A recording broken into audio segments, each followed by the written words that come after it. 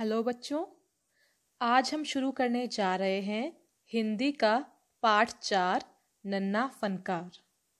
इस कक्षा से पहले हमने पिछली कक्षा में नुक्ता वाले शब्द पढ़े थे। तो जैसा कि आप पाठ का नाम देख सकते हैं, नन्हा फनकार, तो यहाँ पर जो शब्द आया है फनकार, इसमें भी फ पे नुक्ता लगा है। तो जैसे कि पाठ का नाम है नन्हा फनकार, तो सबसे पहले हम समझेंगे कि इस पाठ का नाम नन्हा फनकार क्यों है। नन्हा का अर्थ क्या होता है? नन्हा का अर्थ होता है छोटा, और फनकार का अर्थ होता है कलाकार या फिर हुनर, जिसे हम इंग्लिश में बोलते हैं स्किल। तो फनकार जो है वो एक उर्दू शब्द है। तो इस पाठ का नाम इसलिए नन्हा फनकार है क्योंकि ये कहानी एक ऐसे बच्चे की है जो कि एक कलाकार है, तो इसलिए इस पाठ का नाम नन्हा फनकार बताया गया है।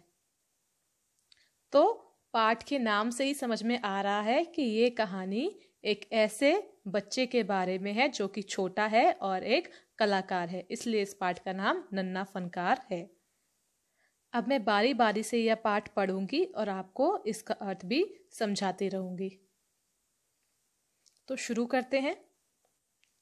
वह लड़का एक चौकोर लाल पत्थर के पास बैठ गया। उसने जल्दी जल्दी कोई प्रार्थना बुदबुदाई और छेनी हथौड़ा उठाकर अपने काम में जुट गया।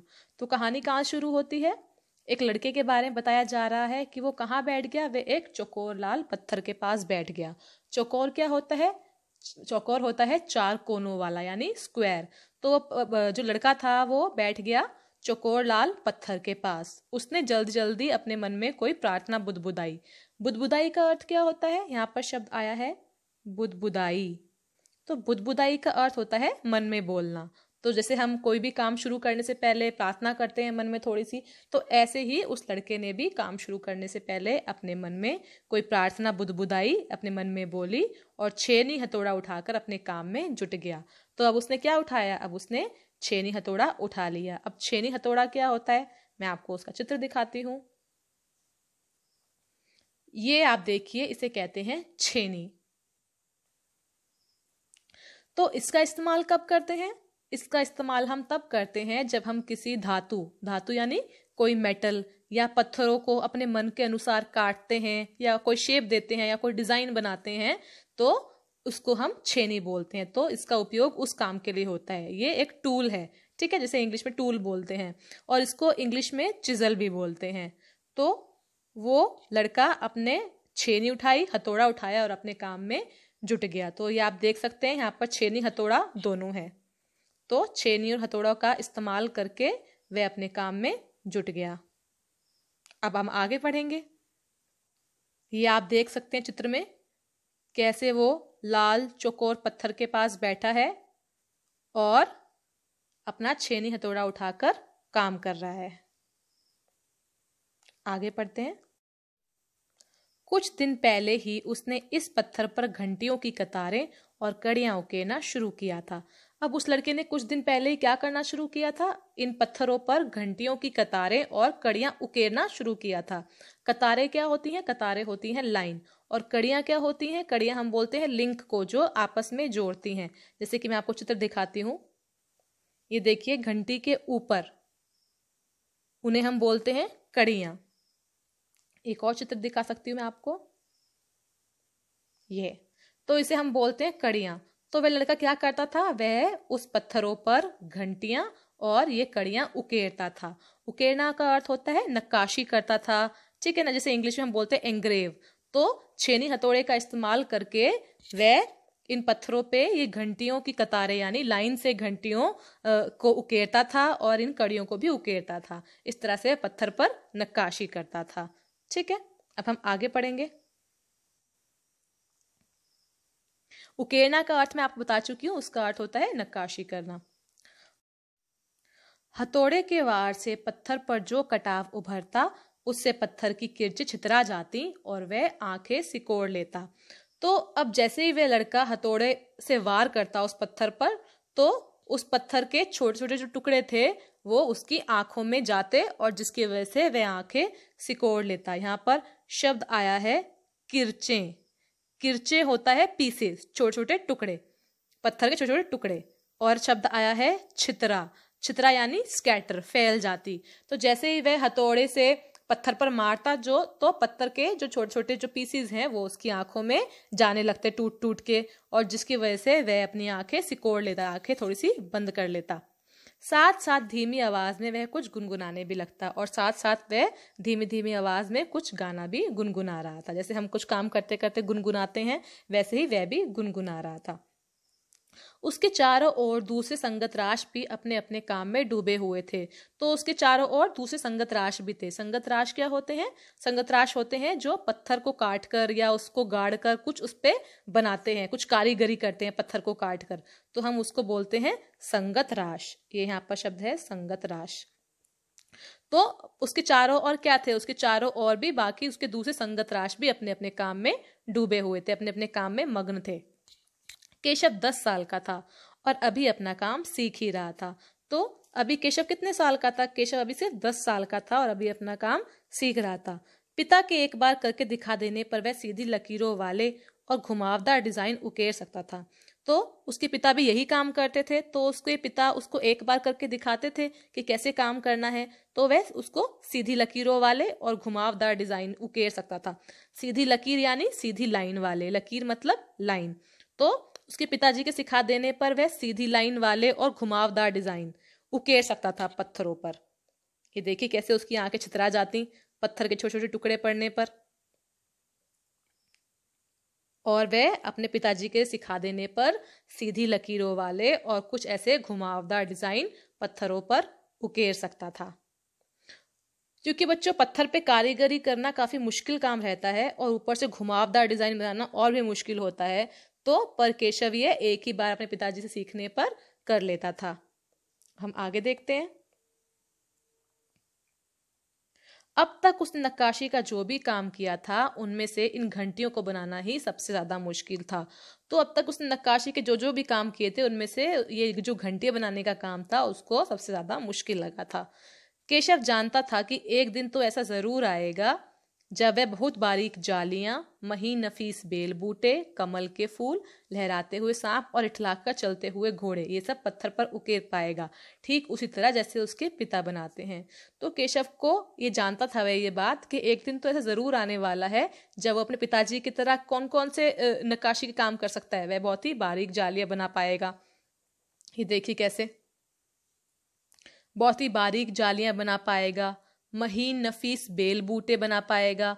महीन नफीस यहाँ पर शब्द आया है। अब महीन नफीस का अर्थ क्या होता है?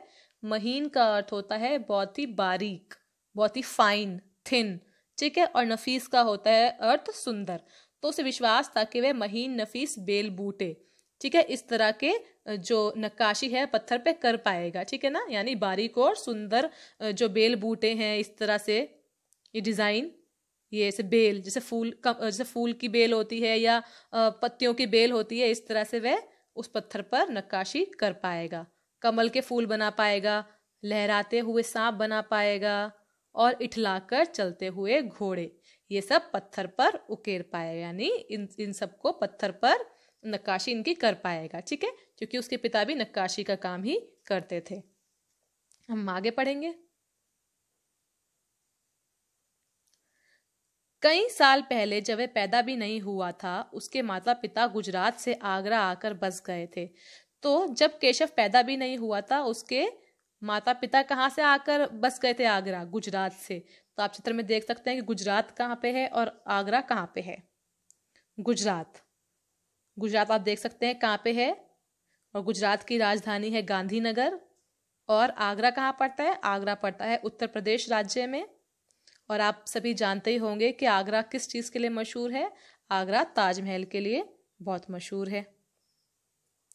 तो जब केशव पैदा भी नहीं हुआ था तब उसके माता पिता गुजरात से आगरा आ गए थे, ठीक है। हम आगे पढ़ेंगे। बादशाह अकबर उस वक्त आगरे का किला बनवा रहे थे। तो उस वक्त बादशाह कौन थे? उस वक्त बादशाह अकबर थे। तो वह आगरे का किला बनवा रहे थे और केशव के पिता को यही काम मिल गया था। और जो केशव के पिता थे उनको भी आगरे के किले में काम मिल गया था। तो जब कोई किला बनवाते हैं या कोई ऐसा बड़ा इमारत बनवाते हैं तो बहुत सारे संख्या में बहुत सारे लोगों की जरूरत पड़ती है शिल्पकारी के लिए। ऐसा तो नहीं है कि दो चार जने मिलकर कर लेंगे, क्योंकि इतने बड़े बड़े महल होते हैं, इतने बड़े बड़े फोर्ट होते हैं, इतने बड़े किले होते हैं, तो उसके लिए तो बहुत सारे संख्या में शिल्पकार चाहिए होते हैं। तो उसके पिता को भी यही काम मिल गया था। अब मैं आपको दिखा रही हूँ कि आगरे का किला, ये आगरे का किला है। काफी हद तक ये जो दिल्ली में स्थित है लाल किला उसकी तरह दिखाई दे रहा है, पर यह है आगरे का किला। ये कुछ अंदर का चित्र है उसके, आगरे का किला। तो आगरे का किला वहां तब बन रहा था तो केशव के पिता को भी वही काम मिल गया था। हम आगे पढ़ेंगे। केशव का जन्म भी आगरे में ही हुआ था। तो केशव भी कहाँ जन्मा था? केशव भी आगरा में ही जन्मा था। उसे गुजरात के पुश्तैनी गांव जाने का तो कभी मौका ही नहीं मिला। तो केशव को तो कभी मौका ही नहीं मिला कि वह अपनी पुश्तैनी गांव जा सके। पुश्तैनी यहाँ शब्द आया है। पुश्तैनी का अर्थ क्या होता है? पुश्तैनी का अर्थ होता है जो बाप दादा की जमीन होती है, जहां पर आपके बाप रहे हों या दादा रहे हों, परदादा रहे हों। तो केशव को कभी मौका ही नहीं मिला कि वह पुश्तैनी गांव जा सके, जहां पर उसके पिताजी रहे, जहां उसके दादाजी रहे, जहां उसके परदादाजी रहे, क्योंकि वो तो गुजरात में था और केशव तो आगरा में पैदा हुआ।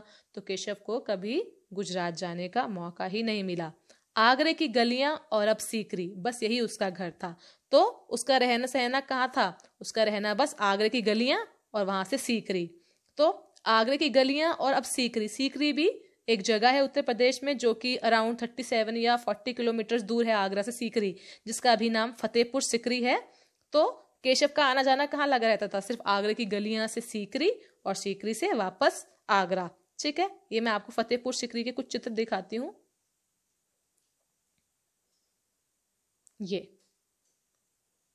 ये फतेहपुर सीकरी है जो कि एक छोटी सिटी है जो कि डिस्ट्रिक्ट बुलंदशहर के पास पड़ती है। तो मुगल साम्राज्य के समय पहले जो मुगल साम्राज्य था वहां की जो राजधानी थी वो पहले कभी आगरा हुआ करती थी, पर बाद में ये हटकर ये फतेहपुर सीकरी को वहां का राजधानी बना दिया गया था मुगल साम्राज्य का, जब अकबर बादशाह थे। तो ये फतेहपुर सीकरी का चित्र है। हम आगे पढ़ेंगे क्या हुआ। तो केशव का आना जाना कहाँ लगा रहता था? आगरा की गलियों से सीकरी। चारों ओर हो रही छेनी हथौड़ों की ठक ठक खड़ खड़ के बीच केशव को किसी के कदमों की आहट बिना सुनाई पड़ी। अब चारों ओर इतना शोर मच रहा था, छेनी हथौड़ों का ठक ठक खड़ खड़ यही सब आवाजें सुन रही थी। तो केशव को किसी के कदमों की आवाज भी सुनाई नहीं पड़ी। आहट, आहट का अर्थ यानी आवाज। तो केशव को किसी के आने की आवाज ही ना सुनाई पड़ी। इसलिए अचानक कानों में एक आवाज पड़ने पर वह चौंक गया। माशा अल्लाह, ये घंटियां कितनी सुंदर हैं, तुमने खुद बनाई हैं। तो काम के बीच इतना व्यस्त था, इतना शोर शराबा था कि उसको तो किसी के आने की आवाज ही नहीं सुनाई दी थी। पर जब अचानक उसके कानों में एक आवाज पड़ी किसी के बोलने की तो वह हैरान रह गया। तो क्या आवाज आई? आवाज आई, माशा अल्लाह, ये घंटियां कितनी सुंदर हैं। तो किसी ने ऐसा बोला था कि माशा अल्लाह, ये घंटियां कितनी सुंदर हैं। माशा अल्लाह का अर्थ क्या होता है? वाह, क्या कहना है, बहुत सुंदर। तो किसी ने ऐसा बोला, तुमने खुद बनाई है? और किसी ने पूछा कि तुमने खुद बनाई है क्या ये? तो अब आगे देखते हैं क्या हुआ। ठीक है, पीछे मुड़कर केशव ने आंखें उठाई तो उसे एक आदमी दिखा। अब जैसे ही केशव ने पीछे मुड़ा तो उसने आंखें उठाई तो देखा कि कोई आदमी खड़ा है। बेशक मैंने ही ये घंटियां बनाई हैं। क्या मैं आपको पत्थरों पर नक्काशी करता नजर नहीं आ रहा? देखते नहीं, मैं ही पत्थर को तराश रहा हूँ। केशव ने बड़ी तल्खी से जवाब दिया। तो उसने उत्तर दिया, बेशक, क्या तुमको कोई शक है? मैंने ही तो ये घंटियां बनाई हैं। क्या मैं तुमको पत्थरों पर नक्काशी करता नहीं दिख रहा हूँ क्या? और कौन बनाएगा ये मेरे अलावा? देखते नहीं कि मैं ही पत्थर को तराश रहा हूँ, मैं ही पत्थर को काट रहा हूँ। केशव ने बड़ी तल्खी से जवाब दिया। यहाँ पर शब्द आया तल्खी। तल्खी का अर्थ होता है बहुत ही कड़वाहट से, बहुत ही रूडली उत्तर दिया। ठीक है ना। आगे देखते हैं। दिखता तो है पर तुम इतने छोटे लगते हो ना, वह आदमी हंसते हुए बोला। तो उस आदमी ने बोला, हाँ दिखता तो है कि तुम ही बना रहे हो, पर तुम इतने छोटे हो ना तो लगा ही नहीं कि ये तुम बना सकते हो। तो ये कह के वे आदमी हंसने लगा। अब आगे पढ़ते हैं। मैं 10 साल का हूं। अब केशव ने बोला मैं 10 साल का हूं। अब आगे 10। अच्छा। वह आदमी पास पड़े पत्थर पर बैठते हुए बोला, तब तो काफी बड़े हो। मैंने भी 13 साल की उम्र में एक लड़ाई में हिस्सा लिया था। तब उस आदमी ने कहा कि अच्छा तुम 10 साल के हो। तो वह आदमी कहाँ बैठ गया? वह आदमी पास में पड़े एक पत्थर के पास बैठ गया। तो उसने बोला केशव से, अच्छा तुम 10 साल के हो, तब तो तुम काफी बड़े हो। फिर वह अपने बारे में बताने लगता है कि मैंने भी 13 साल की उम्र, 13 यानी 13 साल की उम्र में एक लड़ाई में हिस्सा लिया था। ठीक है। अब केशव उस आदमी को अच्छी तरह देख पा रहा था। अब केशव ने उस आदमी को ध्यान से देखा कि आखिर ये है कौन। उसकी उम्र रही होगी 30 से ऊपर। तो उसकी उम्र कैसे लग रही थी? 30 के ऊपर लग रही थी, 30 अबव लग रहा था। कद मंझोला था। कद यानी हाइट, मंझोला यानी मीडियम। तो उसकी हाइट कैसी थी? उसकी हाइट थी मीडियम। ठीक है। कद यानी हाइट।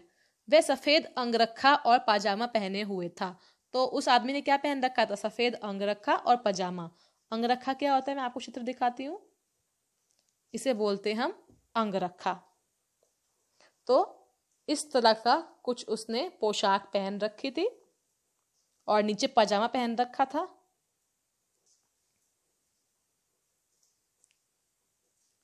उसके लंबे बाल गहरे लाल रंग की पगड़ी में अच्छी तरह से ढके हुए थे।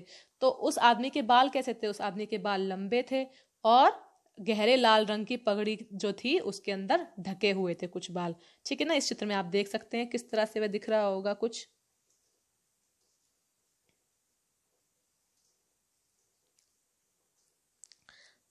लगता है कोई बहुत बड़ा आदमी है। केशव ने उस आदमी के गले में पड़ी बड़े बड़े मोतियों की माला और उंगलियों की अंगूठियों को देखते हुए सोचा। तो उसे देखकर लगा कि लगता है कोई बहुत बड़ा आदमी है। केशव ने उस आदमी के गले में पड़ी बड़े बड़े मोतियों की माला को देखा कि अरे इसके गले में तो बड़ी बड़ी मोतियों की माला है, उसकी उंगलियों में अंगूठियां हैं इतनी सारी। तो उसने देखकर सोचा कि जरूर कोई बहुत बड़ा आदमी है। तीखी नाक, बड़ी बड़ी आंखें, होठों को ढकते हुए नीचे की तरफ आती घनी मूछें। तो अब उसके बारे में बताया गया है कि वो कैसा दिख रहा था? तीखी नाक। अब देखिए बच्चों, तीखी नाक, बड़ी बड़ी आंखें और घनी मूछें। तो अब मैंने यहाँ पर कुछ शब्द को रेखांकित किया है, अंडरलाइन किया है। तो आप सोचिए कि ये क्या है? तीखी नाक, बड़ी बड़ी आंखें, घनी मूछें। नाक कैसी है? नाक तीखी है। आंखें कैसी हैं? आंखें बड़ी बड़ी हैं। मूछें कैसी हैं? घनी हैं। तो ये सब क्या है? ये सब विशेषण हैं। ठीक है। ये विशेषता बता रहे हैं नाक की, आंखों की, मूछें की। तो ये विशेषण हो गए। तो वह आदमी कैसा था? उसकी तीखी नाक थी, उसकी बड़ी बड़ी आंखें थी और घनी मूछें थी। केशव उस आदमी के व्यक्तित्व का मुआयना कर ही रहा था, तभी उस आदमी ने एक नक्काशी की तरफ इशारा करते हुए कहा, इस लड़ी में अभी काफी काम बाकी है। तो केशव उस आदमी के व्यक्तित्व यानी उसकी पर्सनालिटी का मुआयना कर रहा था, यानी ऊपर से नीचे तक इंस्पेक्शन कर रहा था, उसकी इंस्पेक्ट कर रहा था कि ये कौन हो सकता है, ये तो बड़ा आदमी दिख रहा है। मुआयना कर रहा था यानी ऊपर से नीचे तक देख रहा था। तो तभी उस आदमी ने एक नक्काशी की तरफ इशारा करके कहा कि इस लड़ी में अभी काफी काम बाकी है। लड़ी यानी पंक्ति यानी लाइन। तो उस आदमी ने इशारा करते हुए क्या कहा कि इसमें अभी काफी काम बाकी है। ये चित्र देखिए, इस तरह से उसने इशारा किया कि इस लड़ी में यानी इस पंक्ति में, इन लाइनों में अभी काफी काम बाकी बचा है। तो आज की कक्षा में हम खाली इतना पढ़ेंगे और बाकी का हम अगली कक्षा में इस पाठ को पूरा करेंगे। तो अब आपको ये पाठ खुद से अच्छी तरह से पढ़ना है और नुक्ता वाले शब्दों पे भी ध्यान देना है और अच्छे से रीड करना है। Thank you.